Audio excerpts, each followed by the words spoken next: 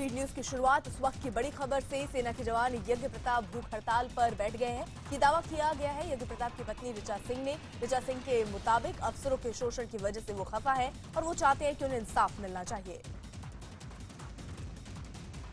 इससे पहले लांस नायक यज्ञ प्रताप की पत्नी ने सोशल मीडिया पर एक वीडियो जारी किया। वीडियो में वर्दी में जवानों को सेना के एक अधिकारी की गाड़ी को साफ करते दिखाया गया। इसके अलावा एक बंगले के अंदर कुत्ते टहलाते और बच्चों को गोद में घुमाते हुए भी दिखाया गया।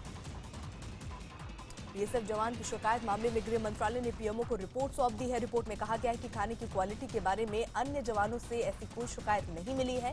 कैंटीन के राशन की बराबर जांच होती है और राशन की कोई कमी नहीं है। रिपोर्ट में गृह मंत्रालय ने पीएमओ को यह भी जानकारी दी कि वीडियो सामने आने के बाद खाने की उच्च क्वालिटी रखी जाए, जिससे दोबारा दिशा निर्देश जारी कर दिए गए हैं। साथ ही अर्धसैनिक बलों को शिकायत प्रकोष्ठ मजबूत करने के भी निर्देश दिए गए। वहीं इस मामले में तेज बहादुर के पिता और उनकी पत्नी ने जांच पर ही सवाल उठा दिए हैं। उन्होंने सीबीआई या फिर किसी दूसरे एजेंसी से जांच कराने की मांग की। ये बीएसएफ से जांच नहीं करवाई जाए, ये सीबीआई या दूसरी एजेंसी द्वारा ये जांच करवाई जाए। ये एक तरफा जांच हुई है, वो कुछ भी जब उससे कोई बात ही नहीं है तेज बहादुर है, और एक तरफा जांच करके ये गृह मंत्रालय को भेज रहे हैं, ये बिल्कुल गलत है। सेना प्रमुख बिपिन रावत ने पाकिस्तान को चेतावनी देते हुए कहा कि सीमा पार से फायरिंग और घुसपैठ नहीं थमी तो भारत फिर सर्जिकल स्ट्राइक कर सकता है। जम्मू कश्मीर के सांबा में सेना ने आतंकियों की घुसपैठ की कोशिश को नाकाम कर दिया। आतंकियों को घुसपैठ कराने के लिए पाकिस्तान की ओर से फायरिंग शुरू हुई, जिसका भारतीय सेना ने मुंहतोड़ जवाब दिया और पाकिस्तान की नापाक कोशिश पर पानी फेर दिया। दिल्ली में सेना प्रमुख के घर के पास से एक अफगानी संदिग्ध को पकड़ा गया। कमाल नाम के इस शख्स से आईबी स्पेशल सेल पूछताछ कर रही है। भारत का मोस्ट वांटेड आतंकी हाफिज सईद ने एक बार फिर भारत के खिलाफ जहर उगला है। हाफिज सईद ने कहा है कि कश्मीरी उग्रवादी कश्मीर के अखनूर, उरी और अन्य इलाकों में भारत को मुंहतोड़ जवाब दे रहे हैं। फैसलाबाद में कश्मीर कॉन्फ्रेंस रैली में बोलते हुए हाफिज सईद ने 6.5 लाख कश्मीरी मुस्लिमों के हत्या के लिए भारतीय सेना को जिम्मेदार ठहराया। हाफिज ने कहा कि अब कश्मीरी मुजाहिदीन भारत सेना का करारा जवाब दे रहे हैं। फैसलाबाद में हाफिज सईद की रैली में मौजूद बलोच नेता जैन बुख्ती ने कहा है कि वो हाफिज सईद के साथ हैं। बुख्ती ने दावा किया कि करीब 50,000 बलोच कश्मीर में लड़ने के लिए तैयार हैं। कोलकाता हाईकोर्ट के आदेश के बाद आज कोलकाता में आरएसएस प्रमुख मोहन भागवत का कार्यक्रम आयोजित किया जाएगा। हाईकोर्ट ने कार्यक्रम को सशर्त मंजूरी दी है, जिसके बाद कार्यक्रम के लिए तैयारियां जोरों पर हैं। आरएसएस की रैली दोपहर 2 बजे से कोलकाता के ब्रिज परेड ग्राउंड में आयोजित की जाएगी। मकर संक्रांति के मौके पर मोहन भागवत रैली को संबोधित भी करेंगे और नई ड्रेस में स्वयंसेवकों के अभ्यास को देखेंगे। आरएसएस की रैली को हाईकोर्ट से इजाजत भले मिल गई हो, लेकिन इस पर राजनीति अभी भी जारी है। बीजेपी ने जहां रैली पर राजनीति को दुखद बताया, तो वहीं जेडीयू ने सभी से शांति बनाए रखने की अपील की। राष्ट्रवाद के जोत को लेकर आगे बढ़ने वाला संगठन अगर बंगाल में सभा नहीं कर सकता तो क्या वो लोग करेंगे जो देश को तोड़ने की बात करते हैं? संघ प्रमुख को लेकर के उत्तेजनाएं बढ़ी हुई हैं, इसलिए सभी पक्षों का कर्तव्य है कि शांति व्यवस्था कायम हो। बीजेपी ने राहुल गांधी की चुनाव आयोग से शिकायत की है। बीजेपी ने आरोप लगाया कि राहुल ने अपने भाषण में पार्टी के चुनाव चिन्ह हाथ को धर्म से जोड़ा, जो कि सुप्रीम कोर्ट के आदेश और चुनाव आचार संहिता का उल्लंघन है। उत्तर प्रदेश में सोशल मीडिया के जरिए मतदाताओं को लुभाने के लिए बीजेपी ने 6000 वॉलंटियर्स की टीम को जिम्मेदारी सौंपी है। चुनाव के बाद गोवा की राजनीति में वापस लौटने की संभावना से रक्षा मंत्री मनोहर पर्रिकर ने इनकार नहीं किया है। इससे पहले गोवा बीजेपी के प्रभारी गडकरी ने भी इशारा किया था कि चुनाव जीतने के बाद केंद्र से कोई नेता राज्य का अगला सीएम बन सकता है। उद्धव ठाकरे ने महापालिका चुनाव में बीजेपी के साथ गठबंधन से पहले पार्टी नेताओं की आपात बैठक बुलाई। उद्धव ठाकरे ने पार्टी नेताओं को गठबंधन का इंतजार किए बिना चुनाव प्रचार में लगने का निर्देश दिया। समाजवादी पार्टी को एक और झटका लगा है। विधानसभा चुनाव से ठीक पहले पूर्व मंत्री और समाजवादी नेता अशोक प्रधान बीजेपी में शामिल हो गए। यूपी के बस्ती में आचार संहिता लागू होने की वजह से तकरीबन 3.5 करोड़ रुपए के स्कूली बैग धूल खा रहे हैं। दरअसल बैग पर मुख्यमंत्री अखिलेश यादव की फोटो है, जिस वजह से इन बैग्स को बच्चों में नहीं बांटा जा सका। नोटबंदी के बाद के घटनाक्रम से खुद को अपमानित महसूस कर रहे रिजर्व बैंक के कर्मचारियों ने गवर्नर उर्जित पटेल को चिट्ठी लिखी। चिट्ठी में लिखा कि नोटबंदी के बाद की घटनाओं से आरबीआई की छवि को जो नुकसान पहुंचा है, उसकी भरपाई कर पाना मुश्किल है। चिट्ठी में यह भी लिखा गया है कि नोटबंदी के बाद आरबीआई के कामकाज में दखल देने के लिए वित्त मंत्रालय के अफसर की नियुक्ति एक अतिक्रमण जैसी घटना थी। कर्मचारियों ने गवर्नर से अपील की है कि वित्त मंत्रालय के दखल को खत्म कर अपने कर्मचारियों को और अपमानित होने से बचाएं। मकर संक्रांति के मौके पर वाराणसी के घाटों पर सुबह से ही श्रद्धालुओं की भीड़ दिखाई दी। लोगों ने गंगा स्नान कर दान पुण्य किया। वहीं प्रधानमंत्री नरेंद्र मोदी ने भी ट्वीट कर देशवासियों को मकर संक्रांति, बिहू और पोंगल पर्व की शुभकामनाएं दी। हरिद्वार में भी देश भर से पहुंचे श्रद्धालुओं ने मकर संक्रांति के मौके पर गंगा स्नान कर विधि विधान के साथ पूजा अर्चना की। कानपुर में भी मकर संक्रांति के मौके पर गंगा घाटों पर सुबह से ही श्रद्धालुओं की भीड़ दिखाई दी। यहां भी श्रद्धालुओं ने गंगा स्नान कर दान पुण्य किया। पश्चिम बंगाल के गंगा सागर पहुंचे श्रद्धालुओं ने भी आस्था की डुबकी लगाकर मंगल की कामना की। हर साल मकर संक्रांति के मौके पर यहां स्नान के लिए लाखों श्रद्धालु पहुंचते हैं। वहीं गुवाहाटी में माघ बिहू के मौके पर यहां के सुकरेश्वर मंदिर में खास पूजा का आयोजन किया गया। पूजा में शामिल हुए लोगों ने विधि विधान के साथ पूजा कर मंगल की कामना की। मकर संक्रांति के मौके पर स्वर्ण मंदिर में भी श्रद्धालुओं की भीड़ दिखाई दी। यहां पहुंचे श्रद्धालुओं ने पवित्र सरोवर में स्नान कर हरमिंदर साहिब के आगे मत्था टेका। वहीं मध्य प्रदेश के बड़वानी जिले में समुद्र तल से 800 मीटर ऊंचे पहाड़ पर आज से आनंद उत्सव शुरू हो रहा है। बिहार में मकर संक्रांति पर दही चूड़े की सियासत भी जोर पकड़ रही है। लालू यादव ने अपने घर पर ही दही चूड़े का न्योता दिया। ये न्योता सभी राजनीतिक दलों को दिया गया। धीरे धीरे लोगों का लालू के घर पर पहुंचना शुरू हो गया है। इधर नीतीश कुमार और बीजेपी के बीच दूरियां कम हो रही हैं। मकर संक्रांति के मौके पर नीतीश ने बीजेपी को भी दही चूड़ा कार्यक्रम में शामिल होने का न्योता दिया। हालांकि बीजेपी इस कार्यक्रम में शामिल होगी या नहीं, इसका जवाब नहीं दिया गया है। मकर संक्रांति के मौके पर बीकानेर में आज से 2 दिवसीय ऊंट उत्सव का आयोजन किया जा रहा है। इस उत्सव में अगले 2 दिन तक ऊंटों से जुड़ी अलग अलग प्रतियोगिता करवाई जाएंगी। देश विदेश से सैलानी इस उत्सव को देखने के लिए बीकानेर में जुटने शुरू हो गए हैं।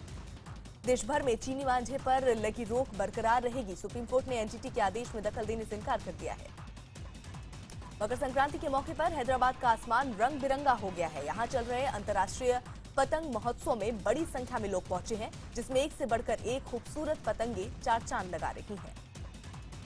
दिल्ली में ठंड का सितम बरकरार है। राजधानी दिल्ली में आज पारा 3.2 डिग्री दर्ज किया गया। मौसम विभाग के मुताबिक 15 जनवरी को दिल्ली में सबसे ज्यादा ठंड पड़ेगी और 21 जनवरी तक दिल्ली वालों को ठंड से राहत नहीं मिलने वाली है।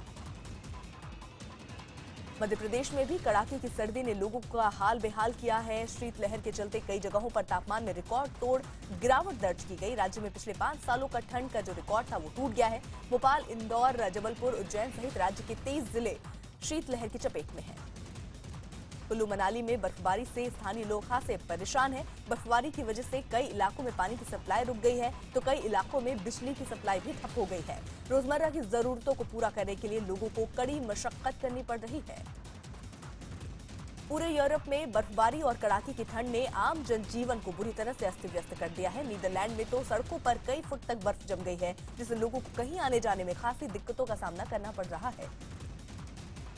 रोमानिया में भारी बर्फबारी और ठंड के बीच लोगों ने मनोरंजन का अनोखा तरीका ढूंढ निकाला है। ठंड से पूरी तरह जम चुकी झील पर छेद करके लोग उससे मछलियां पकड़ रहे हैं।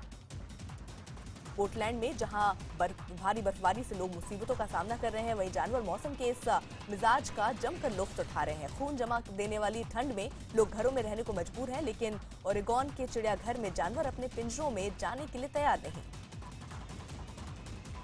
पूर्वी चीन के एनहुई प्रांत में बर्फबारी के बाद खूबसूरत नजारा देखने को मिला। यहां बर्फ से ढकी पहाड़ियों के बीच से गुजरते बादल पर्यटकों के रोमांच का केंद्र बने। पेड़ों और फूलों पर जमी बर्फ ऐसी लग रही है मानो किसी ने नक्काशी की हो।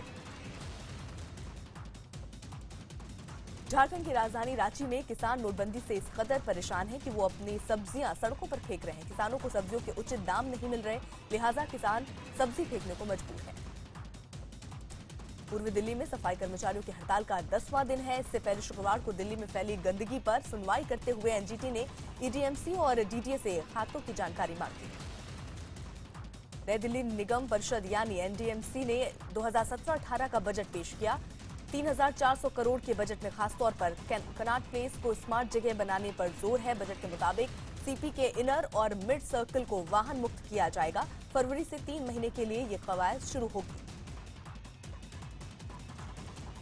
सुप्रीम कोर्ट ने आंध्र प्रदेश सरकार से मुर्गों की लड़ाई पर रोक लगाने वाले हाईकोर्ट के आदेश का सख्ती से पालन कराने का निर्देश दिया है।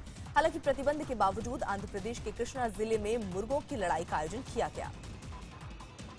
अहमदाबाद की 10वीं के छात्र हर्षवर्धन जाला ने गुजरात सरकार के साथ 5 करोड़ का एमओयू साइन किया है। दरअसल हर्षवर्धन ने 3 अलग अलग तरह के ड्रोन बनाए, जिसके बाद सरकार ने ड्रोन बनाने के लिए उसके साथ समझौता किया। हर्षवर्धन की उम्र महज 14 साल है। नोएडा के सेक्टर 62 में एक शख्स ने छेड़छाड़ का विरोध कर रही लड़की पर चाकू से हमला कर दिया। इस हमले में युवती गंभीर रूप से घायल हो गई। लड़की को इलाज के लिए फोर्टिस अस्पताल में भर्ती कराया गया। राजस्थान के भरतपुर में एक डॉक्टर पर अपने साथी के साथ मिलकर महिला मरीज का रेप करने का आरोप लगा है। मध्य प्रदेश की रहने वाली महिला अपने दांत दिखाने डॉक्टर के पास गई थी। इसी दौरान डॉक्टर ने उसका रेप किया। इलाहाबाद में जीवन ज्योति अस्पताल के डॉक्टर बंसल की हत्या का सीसीटीवी फुटेज सामने आया है। सीसीटीवी में सरेआम बदमाशों को डॉक्टर बंसल पर गोली चलाते देखा जा सकता है। पुलिस अब सीसीटीवी के आधार पर आरोपियों की धरपकड़ में जुटी हुई है। वडोदरा के चिड़ियाघर में एक नए मेहमान का आगमन हुआ है। चिड़ियाघर में पहले से मौजूद मेल हिप्पो के लिए इंदौर के चिड़ियाघर से फीमेल हिप्पो को मंगवाया गया है। अपने नए जोड़ीदार को पाकर मेल हिप्पो काफी खुश नजर आ रहा है। नासिक में वन विभाग के अधिकारियों ने एक तेंदुए को बचाया। दरअसल तेंदुआ शिकार करते समय गड्ढे में गिर गया और घायल हो गया, जिसके बाद आसपास के किसानों ने वन विभाग को जानकारी दी। वन विभाग ने तेंदुए को बचाकर इलाज के लिए अस्पताल भेज दिया। अमेरिका में एक घर में रहने वाले 6 बंदर ऐसे हैं जो डाइनिंग टेबल पर बैठकर खाना खाते हैं, बोतल से दूध पीते हैं और बिस्तर पर एक साथ सोते हैं। एक महिला ने इन बंदरों को रहने, खाने और पीने की खास ट्रेनिंग दी है। जर्मनी में एक भेड़ ने महिला चरवाहे पर हमला बोल दिया। महिला चरवाहा सड़क पर खड़ी भेड़ों को हटाने के लिए आई थी। भागने के दौरान भेड़ ने महिला को सड़क पर गिरा दिया। महिला जैसे ही खड़ी हुई, भेड़ ने फिर हमला बोल दिया। चीन में एक पांडा को सेल्फी खिंचवाने का शौक है। सेल्फी के लिए पहले पांडा लोगों को मनाता है और फिर अलग अलग पोज देकर आराम से सेल्फी खिंचवाता है। कनाडा में एक व्यक्ति स्कीइंग के दौरान हजारों टन बर्फ में दबने से बच गया। ऑस्ट्रेलिया का एक परिवार जन्मदिन मनाने के लिए कनाडा गया था। जैसे ही एक सदस्य स्कीइंग के लिए तैयार हुआ, अचानक एक साथ बर्फ गहरी खाई में जा गिरी, लेकिन पीठ पर एयरबैग की वजह से वो बच गया। दक्षिणी चीन सागर में कृत्रिम द्वीपों पर कब्जे को लेकर चीन और अमेरिका में ठन गई है। चीन के सरकारी अखबार ग्लोबल टाइम्स ने लिखा है कि अगर अमेरिका इन द्वीपों से चीन को हटाना चाहता है तो उसे बड़ा युद्ध छेड़ना होगा। जर्मनी में एक शिकारी ने अपने होटल के बाहर एक बर्फ का टुकड़ा रखा है, जिसके अंदर लोमड़ी जमी हुई है। शख्स का कहना है कि लोमड़ी चिली डेव्यूज में गिरकर बह गई। सोशल मीडिया पर बर्फ में जमी इस लोमड़ी की तस्वीर वायरल हो गई। इंग्लैंड के खिलाफ होने वाले पहले वनडे से पहले टीम इंडिया ने पुणे में जमकर अभ्यास किया। इंग्लैंड के साथ पहला वनडे 15 जनवरी यानी कल खेला जाएगा। क्वांटिको के अगले सीजन की शूटिंग के दौरान प्रियंका चोपड़ा अचानक फिसल गईं, जिसके बाद उन्हें अस्पताल में भर्ती करवाना पड़ा। हालांकि उन्हें मामूली चोटें आई हैं। फिलहाल उन्हें अस्पताल से छुट्टी मिल गई है, लेकिन डॉक्टरों ने उन्हें आराम करने को कहा है। दीपिका पादुकोण की film Hollywood film XXX Bharat में रिलीज कर दी गई है। लिव इन रिलेशन पर बनी श्रद्धा कपूर और आदित्य रॉय कपूर की फिल्म ओके जानू भी रिलीज हो गई। इस फिल्म के गाने तो पहले ही धूम मचा रहे हैं। इससे पहले तारीफ बटोरने वाली नवाजुद्दीन सिद्दीकी की फिल्म हरामखोर भी सिनेमाघरों में आ गई है। इस फिल्म में नवाजुद्दीन की भूमिका की काफी सराहना हो रही है। फिल्म जूली का गाना दिल क्या करे को काबिल में ऋतिक रोशन और यामी गौतम पर नए अंदाज में फिल्माया गया। काबिल फिल्म के इस नए गाने दिल क्या करे को जारी कर दिया गया है। ऋतिक और यामी पर यह गाना फिल्माया गया है। करण जौहर ने अपनी आत्मकथा द अनस्टेबल बॉय में काजोल से अपनी दोस्ती टूटने का खुलासा किया है। करण के मुताबिक ए दिल है मुश्किल और शिवाय को लेकर हुए विवाद के बीच काजोल के ट्वीट से उन्हें बेहद दुख पहुंचाया। करण ने यह खुलासा किया। शाहिद कपूर ने उन खबरों का खंडन किया है जिसमें कहा गया था कि कंगना रनौत से उनकी अनबन हो गई है। अटकलों को दरकिनार करते हुए शाहिद ने कंगना के साथ रंगून फिल्म का प्रचार करने की भी बात कही। कंगना और शाहिद में ये जो अनबन की खबरें पहले आ रही थी। बिग बॉस के वीकेंड का वार में सलमान खान के साथ इस बार गोविंदा दिखाई देंगे। गोविंदा अपनी आने वाली फिल्म आज्ञा हीरो का प्रचार करते नजर आएंगे।